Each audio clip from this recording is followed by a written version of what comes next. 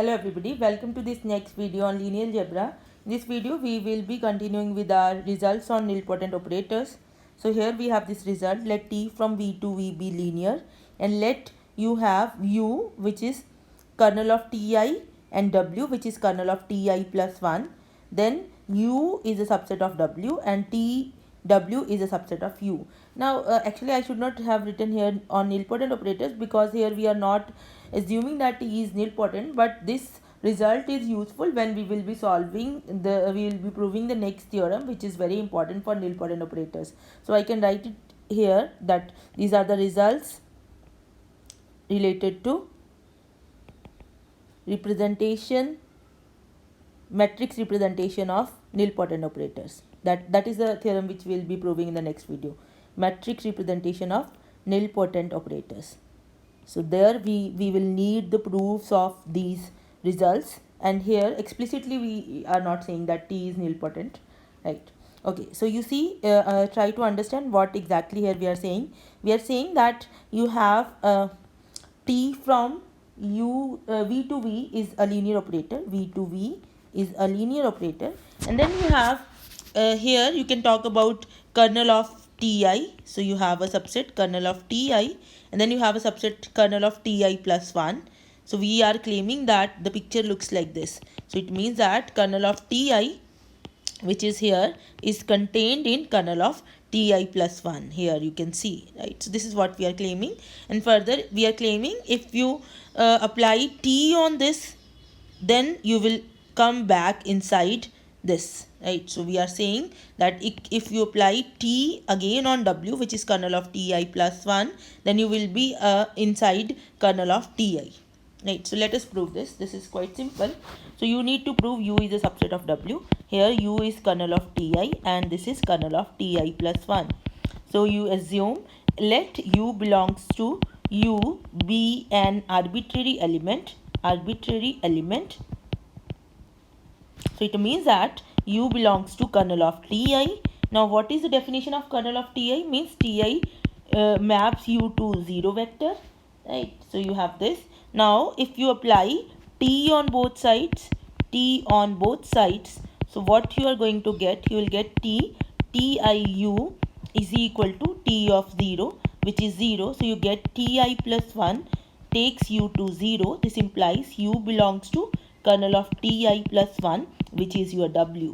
Therefore you get that u is a subset of w. Fine. So this is one result. Now the next one is we want to prove tw is a subset of u. So you want to prove tw is a subset of u. So for that again what you are going to do, you are going to take an element from here, right? So an element of tw looks like any arbitrary element of tw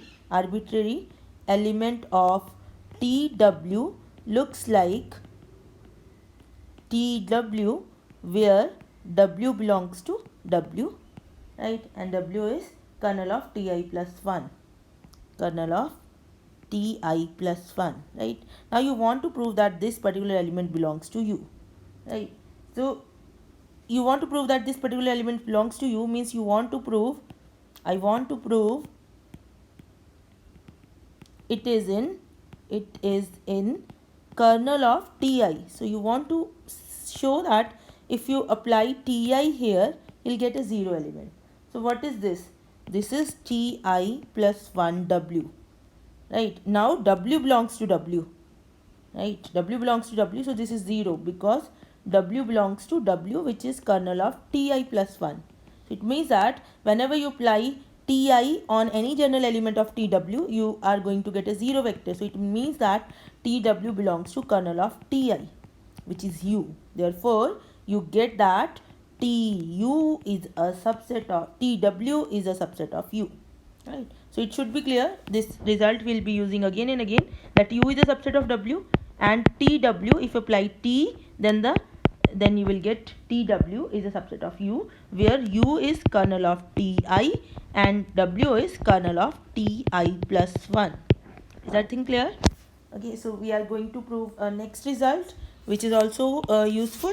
So next result is that let T from V to V, let T from V to V be a linear operator. Fine. Let x is equal to kernel of Ti minus 2, y is equal to kernel of Ti minus 1, and z is equal to kernel of Ti. So we are considering 3 subspaces. Then from the last problem, from the last result, we have x is a subset of y is a subset of z. You see, you keep on increasing the powers, so kernel will be contained in another, right? So this result we have. So we are saying further, suppose now you can take a basis of this u1 u2 ur is a basis of x, is a basis of x, and then I can extend it to a basis of y. So suppose u1 u2 ur v1 v2 vs is a basis of y, and suppose u1 u2 ur v1 v2 vs w1 w2 wt, w1 w2 wt is a basis of z. Can you see it, what we are doing? You have situation like this, x is contained in y is contained in z. So I started with the basis of x here, then I extended it to the basis of y, and then I further extended it to basis of z, right? Okay, then we are saying show that the set S, which is u1 u2 ur T on w1 T on w2 T on wt is contained in y and is linearly independent. So this is if you just observe it carefully, from the last result you can conclude something. So you see here clearly, we want to prove that this particular set here is in y. So let us prove this. Clearly this u1 u2 ur, they are the bases in x and y also, they belongs to y. Now from the last result, you have this situation, y, you have z, here you have elements w1 w2 wt, and from the last result, this is kernel of ti minus 1, and this is a kernel of ti. So from the last result, if you apply t on these elements, you will be mapped to y. So from the last result, T of w1, T of w2, T of wt, they are in y.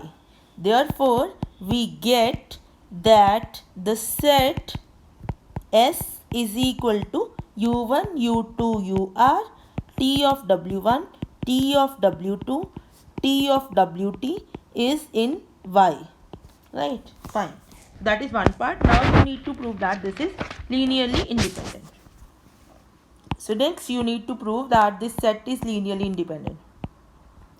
You need to prove that this set is linearly independent. Till now we have not used the fact that this is the basis of u, and w1, w2, wt, they were a part of the basis of z. Sorry, not u, here x, and they were the part of the basis of z. So we want to prove that this is linearly independent. So what we are going to do, so let us assume on contrary, let us assume that the set is linearly dependent. Let us assume that the set is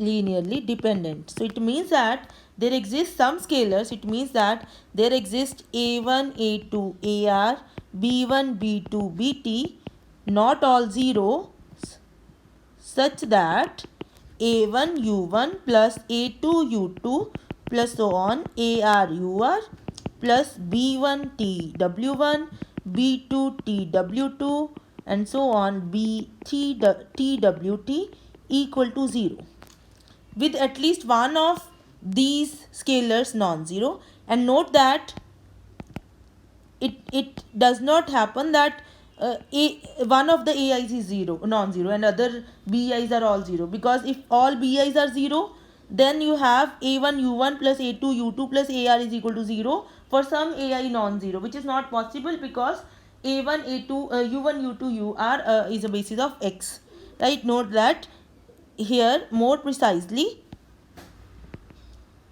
you have ai's some bi non-zero for sure, right? So this result you have.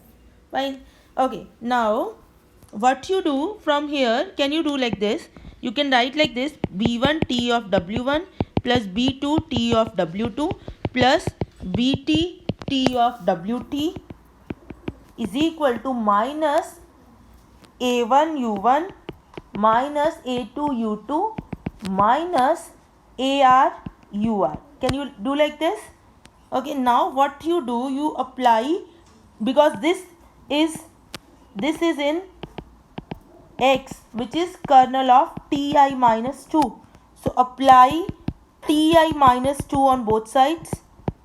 What you are going to get, you will be getting ti minus 2 b1 t of w1 plus b2 t of w2 plus so on bt t of wt equal to ti minus 2 applied on this element will give you a 0. Fine. Now because this is linear, t is linear, so this t will come out. So you have ti minus 2 into t. Inside you have b1 w1 plus b2 w2 plus so on bt wt equal to 0. So you get ti minus 1 operating on b1 w1 bt wt equal to 0. So that tells you that this quantity here is in kernel of ti minus 1. So it implies b1 w1 plus b2 w2 plus so on bt wt belongs to kernel of ti minus 1, which is what? Which is y. Right.